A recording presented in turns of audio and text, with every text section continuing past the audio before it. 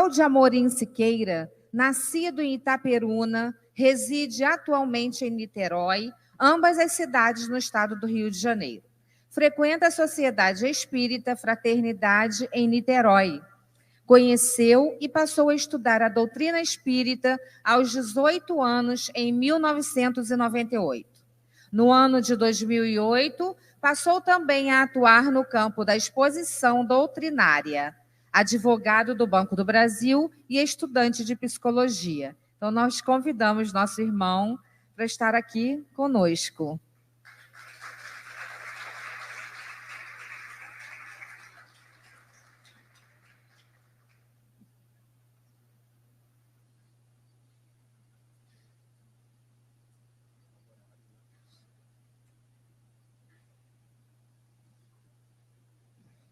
Minhas queridas amigas, meus queridos amigos,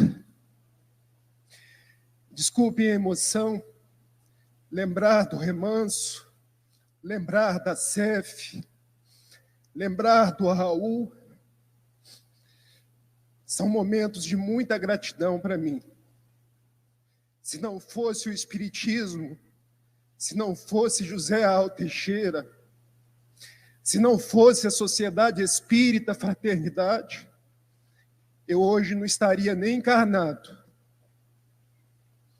Então eu agradeço a Jesus, agradeço a Francisco e peço a Paulo, nos inspire na manhã de hoje. Quero agradecer ao IDEAC pelo convite, na pessoa do Abobrinha, na pessoa do Guto. Quero agradecer aos companheiros da Sociedade Espírita Fraternidade, ao José Miller, que para mim é um pai, a Tereza, nossa diretora de doutrina, ao Serginho, ao Carrusca, que está vendendo os livros. Quero agradecer a cada um de vocês, amigos queridos. Se eu pudesse, eu falava o nome de cada um de vocês. Os congressos só existem por conta de vocês. Por conta da presença de vocês, da nossa fraternidade, dos nossos momentos de união. E no início da nossa fala eu apelo, vamos nos unir, vamos trabalhar juntos, vamos esquecer as diferenças e nos abraçar, porque nós somos irmãos, não esqueçamos disso. Quero agradecer a dois companheiros queridos, porque um amigo nunca esquece o outro. José Luiz Rangel, o nosso Zezeca, aqui de Campos dos Goitacazes, que partiu para as plagas espirituais, mas hoje com certeza está conosco. Receba o nosso carinho, amigo.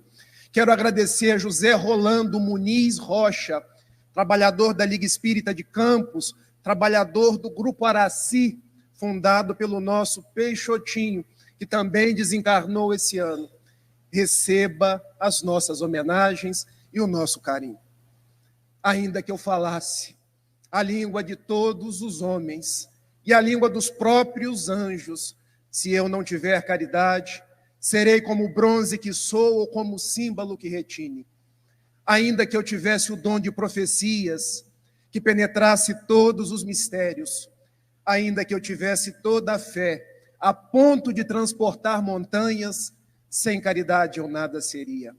Ainda que eu distribuísse os meus bens para alimentar os pobres e entregasse o meu corpo para ser queimado, sem caridade, tudo isso de nada me valeria. Porque a caridade é paciente, é branda, é benfazeja. A caridade não é invejosa, não é temerária nem precipitada, não se enche de orgulho. A caridade não é desdenhosa, não cuida dos próprios interesses. Não se agasta nem se azeda com coisa alguma, não suspeita mal. Não se rejubila com a injustiça, mas se rejubila com a verdade. Tudo suporta, tudo crê, tudo espera, tudo sofre. Ainda hoje, pois, permanecem 3 virtudes: a fé, a esperança e a caridade. Mas a maior de todas é a caridade. Talvez este seja uma grande poesia que nos foi legada pelo apóstolo da gentilidade. E eu o homenageio com essa poesia que ele deixa para os dias atuais, falando da necessidade de nós amarmos, de praticarmos a caridade, de colocarmos as mãos na charrua do serviço com Jesus, sem olhar para trás. Se não tivéssemos Paulo, na sua saga de escrever cartas, de viajar, na sua saga de agrupar judeus e gentios, na sua saga de falar do Deus desconhecido, de falar de Jesus, nós não teríamos o cristianismo, não teríamos o espiritismo nos dias atuais. Então, quero saudar o apóstolo Paulo, quero saudar o IDEAC, pela proposta de fazer um congresso espírita, relembrando as cartas de Paulo. O tema para a nossa manhã de hoje, a carta aos Romanos. E eu tive a oportunidade de estudar essa carta em 3 fés diferentes, porque não sei se vocês sabem, até os meus 18 anos eu fui católico. Estudei a carta aos Romanos conforme a ortodoxia católica. Fui chamado para ser padre, tá, gente? Mas graças a Deus hoje sou espírita. E digo isso, sou espírita, com toda alegria. Depois dos meus 18 anos, ainda passei um tempo na igreja protestante. E estudei a carta de Paulo conforme o ideal de Calvino, o ideal de Lutero. Frequentei a igreja adventista do 7º dia. Mas coube a mim estar com vocês hoje para falar da carta aos Romanos conforme as propostas espíritas. E nós vamos entender essa carta sob um viés diferente, mais direto ao nosso coração nessa manhã de hoje. Eu convido vocês, então, a refletirmos, a mergulharmos na carta aos Romanos. Paulo escreveu 14 cartas. Na verdade, ele escreveu mais, mas a igreja houve por bem em acolher 14 cartas. A primeira que consta da Bíblia, a carta aos Romanos, mas a primeira na cronologia, a carta aos Tessalonicenses. Essa carta aos Romanos, ela foi escrita, a gente não tem como precisar datas. Existem divergências entre os historiadores, por volta do ano 55 ao ano 58.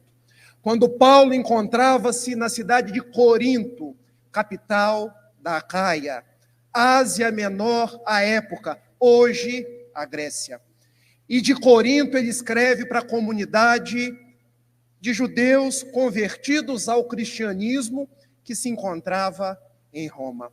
Então é uma carta de advertências, uma carta de lembranças, uma carta que reverencia o poder da fé, uma carta que fala de um homem nazareno, o verdadeiro Messias esperado pelo povo de Israel, conforme as profecias de Isaías no capítulo 53. Então ele relembra Jesus. Fala de Jesus escrevendo uma carta de Corinto para os cristãos novos de Roma. Essa carta, ela conta com 16 capítulos. E aqui um dado, quando me pediram para falar da carta aos Romanos, eu liguei para a querida direção aqui do IDEAC, eu falei, qual o ponto que eu falo desses 16 capítulos? E disseram para mim, vai conforme a sua intuição.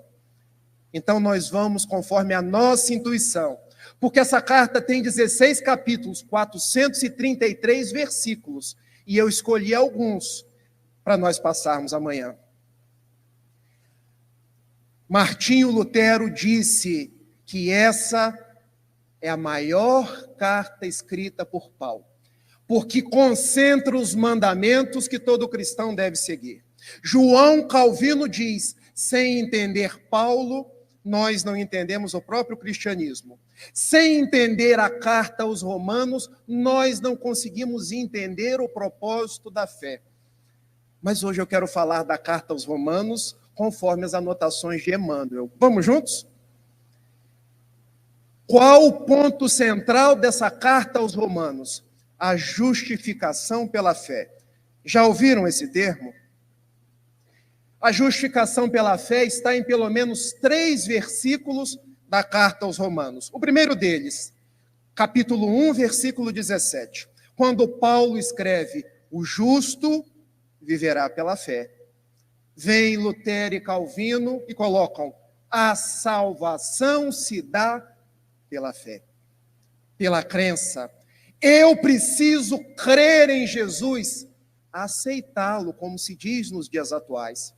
Creio que algum de vocês já foi indagado: você já aceitou Jesus? E me perguntavam muito isso, e eu respondia: aceitei sim. Eu só ainda não sei se eu já estou vivendo conforme ele. O segundo trecho da carta aos Romanos, o segundo versículo, está lá em capítulo 5, versículo 1, quando Paulo escreve: e nós seremos justificados pela fé, e seremos salvos pela graça de Deus em nosso Senhor Jesus Cristo. Também fala aí de uma possível primazia da fé. O terceiro versículo que eu quero ressaltar com vocês está em Romanos 10, 9. Se aceitares Jesus, se o confessares com a tua boca e acreditares que ele foi ressuscitado dentre os mortos por Deus, serás salvo. O que esses 3 versículos dizem para a gente?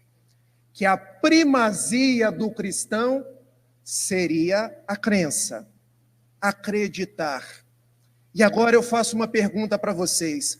Nós espíritas, nós que bebemos das águas lustrais do Evangelho, conforme nos trazem os espíritos superiores, sob a batuta do mestre leonês Allan Kardec, basta crer, gente? Basta acreditar? É preciso algo mais.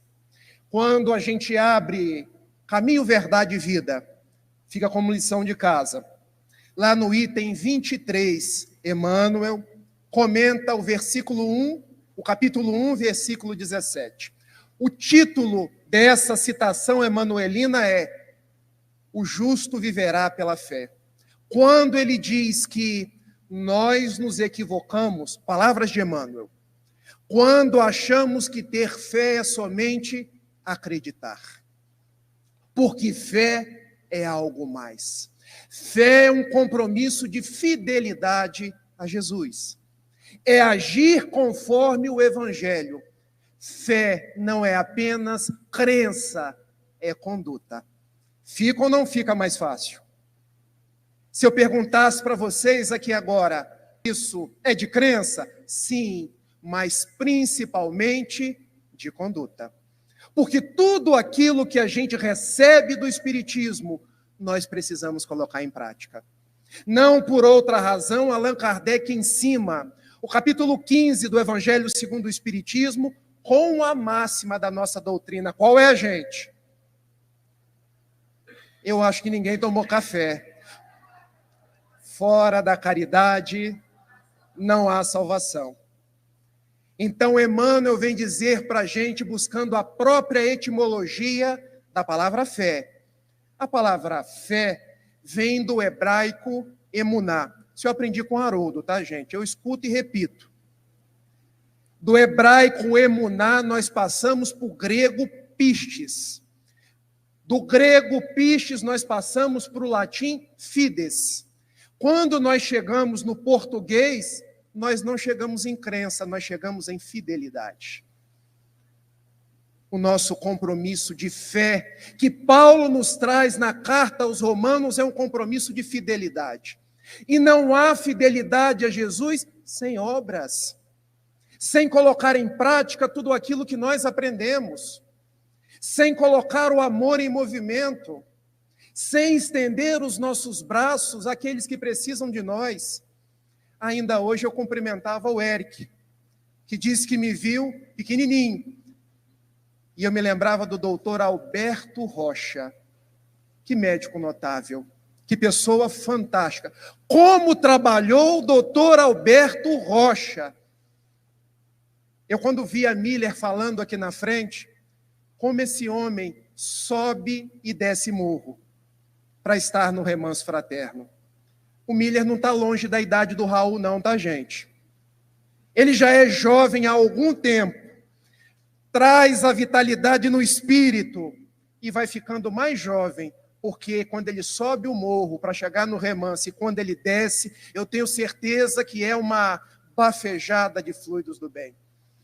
Quando ele está rodeado por aquelas crianças, um pega de um lado, outro pega do outro diz um palavrão, porque é o dia a dia das crianças, ele encontra Jesus.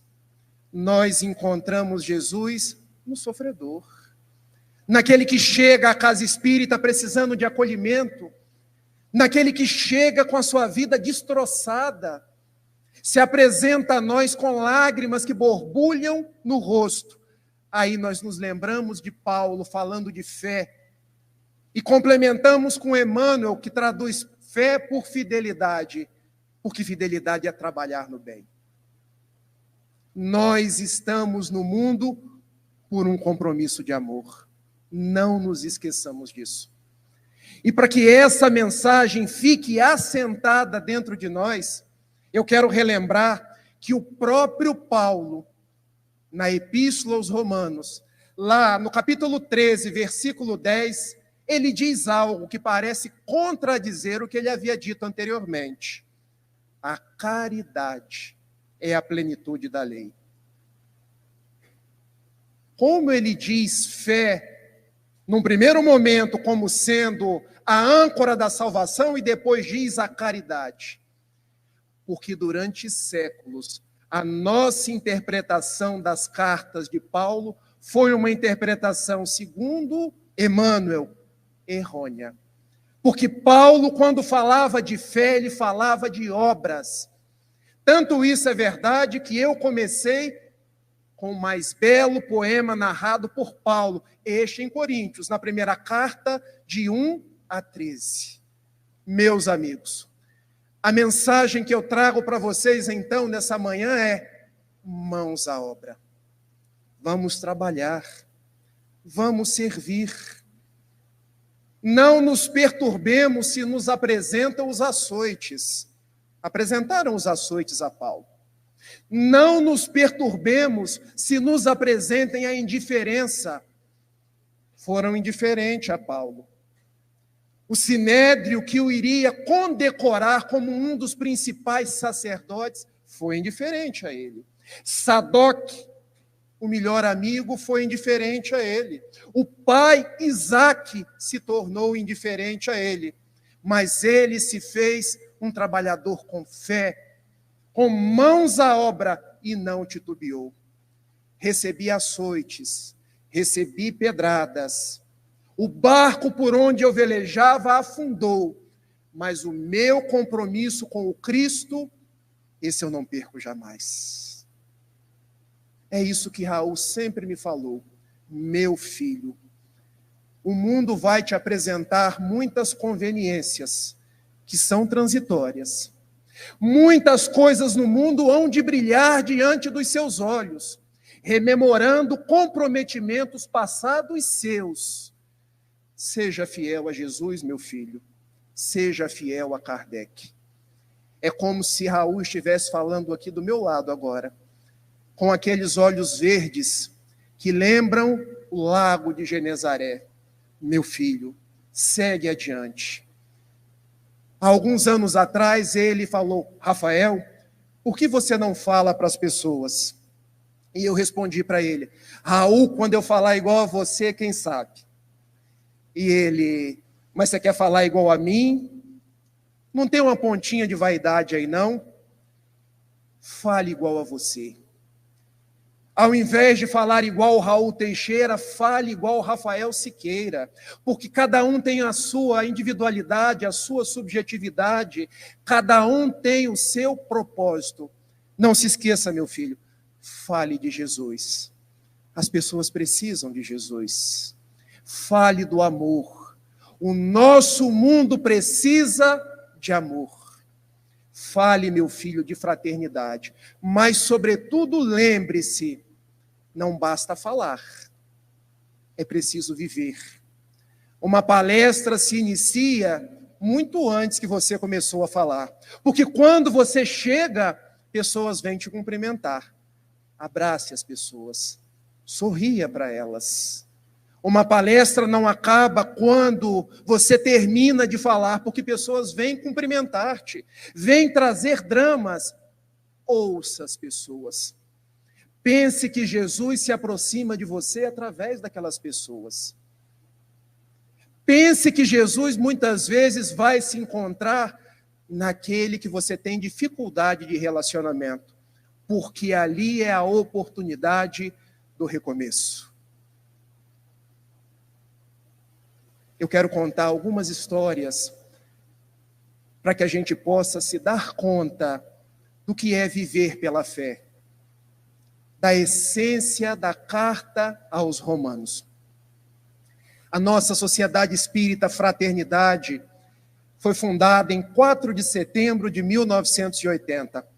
Uma coisa ninguém me tira. A minha esposa tem o mesmo nome da esposa de Kardec, Gabriele. Então eu sou um nada, mas eu sou casado com Dona Gabriele. Outra coisa ninguém me tira. Eu nasci no mesmo ano que foi fundada a Sociedade Espírita Fraternidade. Eu nasci junto com esse propósito, porque esse é um propósito de Francisco.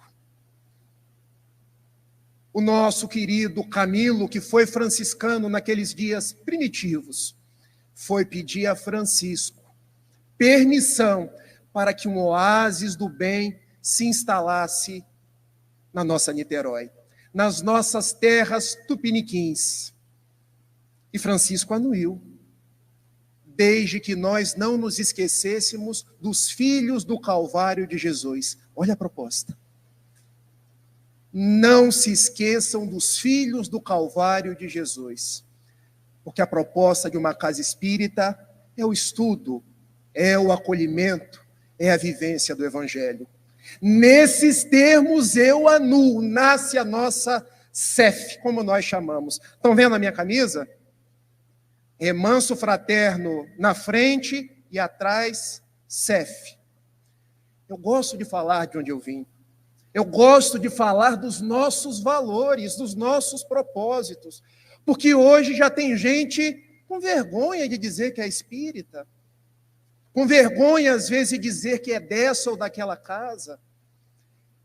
Nós somos espíritas com alegria, com convicção, nós somos cristãos, nós estamos a caminho da luz. Nasce a Sociedade Espírita Fraternidade como consequência de um trabalho que era realizado numa favela. Hoje a gente chama tecnicamente de comunidade, a Favela do Gás. Alguns amigos se juntam, ciceroneados por José Raul Teixeira, surge a nossa casa. Quando ela completava 8 anos, o benfeitor Camilo se aproxima de Raul. Meu filho, até agora a gente andou bem. Nós temos estudado as obras de Kardec. Nós temos, meu filho, refletido sobre as lições de Jesus, sob a ótica da veneranda doutrina espírita. Precisamos colocar tudo isso em prática. Raul e um grupo de amigos resolvem, então, num terreno, num bairro próximo a Niterói, é dentro de Niterói, gente, mas é um pouquinho afastado, Várzea das Moças. Um local onde estua a natureza, um local belíssimo. Quem ainda não foi, por favor, visitem. Quem ainda não conhece, estão perdendo uma grande oportunidade de conhecer um lugar fabuloso. Está na hora de nós colocarmos em prática, nasce o remanso fraterno. E Divaldo estava lá junto com Raul. São 2 irmãos, são 2 almas queridas, são 2 almas que aurem do propósito de Francisco e depois do propósito de Kardec, esse ideal de servir no bem. E o nome, gente, por que remanso fraterno? Vocês conhecem o Zé Grosso? Já ouviram falar? Uma voz grossa. O lugar precisa de um nome, Raul. O nome sou eu que vou dar. Remanso fraterno. E por que remanso, gente? um pouso. Já viram uma andorinha cansada das batalhas, que precisa de um pouso para descansar?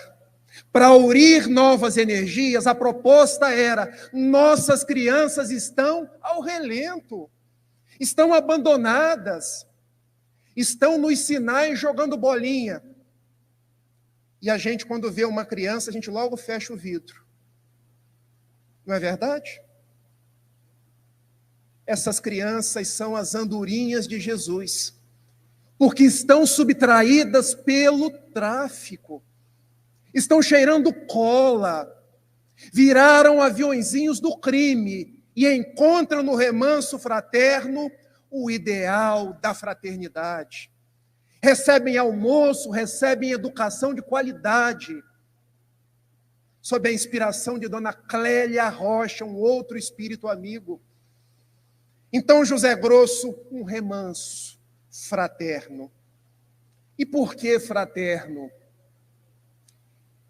Francisco de Assis chamava a todos que adentravam o ideal da fraternidade de irmãos, fratelos, e as mulheres, sorellas. De fratelo nasce frater em português. Daí Sociedade Espírita Fraternidade. Daí remanso fraterno, porque nós somos irmãos. Nós somos irmãos das crianças, dos necessitados, e precisamos estar a serviço do bem.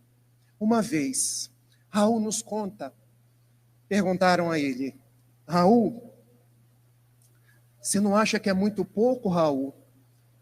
Apenas 270 crianças. Nosso mundo tem 8 bilhões de pessoas. Você não acha que é muito pouco? E ele respondeu, lembrando Madre Teresa de Calcutá. Madre Teresa, uma vez, foi indagada por um repórter britânico. Quando ela estava na Inglaterra: Madre, o seu serviço lá na Índia é pífio.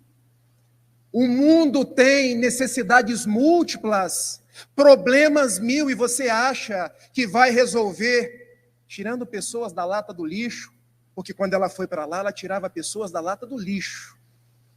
Dona Agnes Goncha Bojacho, o nome dela, Madre Teresa de Calcutá, a posteriori.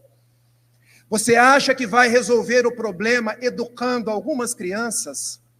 E ela responde com humildade: de fato, o meu trabalho deve ser insignificante, apenas uma gota num grande oceano. Mas tenha certeza, meu filho, ela chama o repórter de meu filho.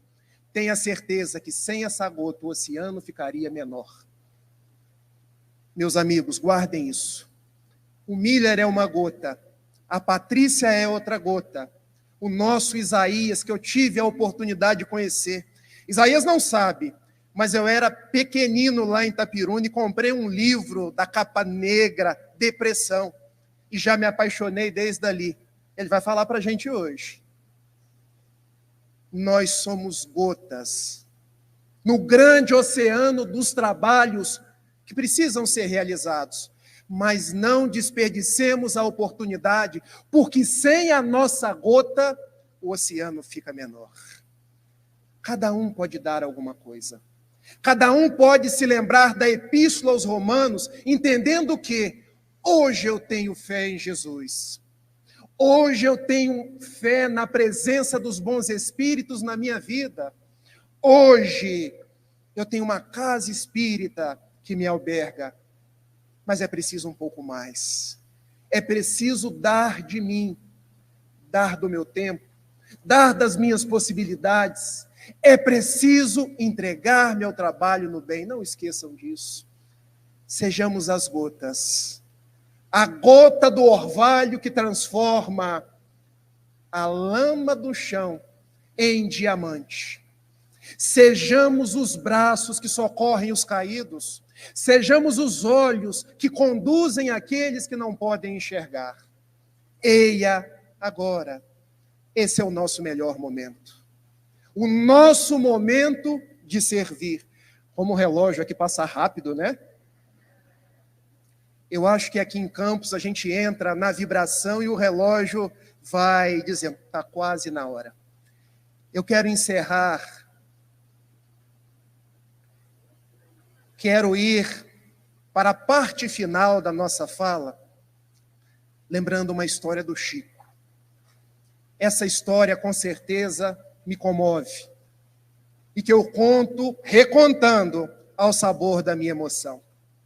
Chico, na segunda metade da sua vida, muda-se para Uberaba e começa a escrever cartas consoladoras para as mães, para pais, para irmãos, para familiares. Chico começava a trabalhar por volta de 8 horas da noite e terminava cedo. Cedo do outro dia, tá, gente? Porque às 4 horas da manhã estava ele psicografando. As pessoas levantavam, tomavam cafezinho, porque é assim que se diz lá em Minas. Comia pão de queijo, iam ao banheiro e Chico estava psicografando. Atendia cerca de 20 senhas, porque ele não tinha como atender todas as pessoas. Um dia, uma mãe do Ceará, ela tinha um filho suicida. E segundo o padre da sua igreja, os suicidas não merecem o perdão de Deus, porque cometeram o mais grave crime que alguém pode cometer. Mas ela pensou, esse não é o Deus que eu acredito. O Deus que eu acredito é bom, é generoso, é misericordioso. E disseram para ela, vai lá no Chico.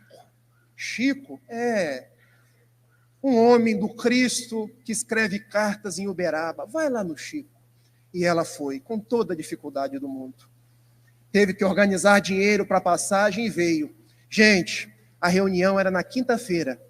Ela, desde quarta-feira cedo, ela foi para a frente do grupo espírita da prece. Era a primeira, Patrícia. A senha número 1. Quando o Chico ia começar, às 20 horas da quinta-feira, lá estavam as 20 pessoas, perfilhadas. Chega um carro de São Paulo, uma outra mãe. Havia perdido não, né, gente? Porque perder, a gente perde um relógio, a gente perde um microfone. Havia desencarnado 2 dos seus filhos, num acidente de carro. E aquela mãe desesperada começa a passar pela fila. Olha, não tem lugar para mim mais, mas eu sou muito rica. Eu posso comprar uma senha. Você me vende? E foi perguntando mãe por mãe, até que chegou na mãe nordestina. A primeira, minha filha, ninguém me vendeu a senha. Se eu não estiver com o Chico, eu vou me matar. Eu não aguento mais a dor da separação. Os meus filhos eram a minha vida. Eu não aceito que eles tenham morrido num trágico acidente de carro. E a mãe do Ceará disse, olha, eu cheguei aqui desde ontem, mas a sua dor deve ser maior do que a minha. Porque o meu filho se suicidou, transgrediu uma lei de Deus. E você, são 2 filhos. Tome a minha senha. Minha senhora, eu vou te dar todo o dinheiro do mundo. A partir de hoje, nada te faltará. E a mãe nordestina, minha filha, nós somos cristãs. O amor não se vende. A caridade não se vende. Eu estou te dando a minha senha, porque eu compreendo que a sua dor deve ser maior do que a minha. Aquela senha foi dada, meus amigos, e a mulher voltou a cearense para a sua pousada. Quando o Chico acabou de psicografar, lá pelas 3, 4 da manhã, ele vira-se para um dos ajudantes e diz, olha, vá até a pousada tal, chame a senhora fulano de tal, porque o Emmanuel tem um recado para ela. E foi.